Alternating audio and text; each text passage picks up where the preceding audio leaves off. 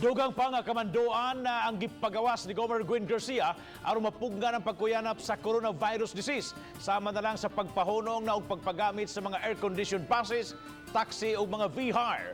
Ang report ni Fee Marie Dumabok.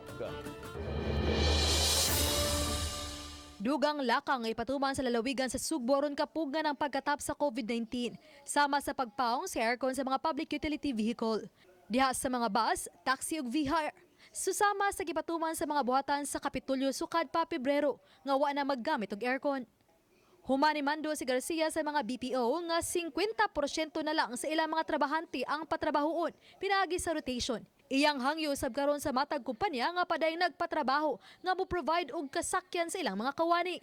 Iyang awhag nga makig-partner sila sa mga tourist bus operators.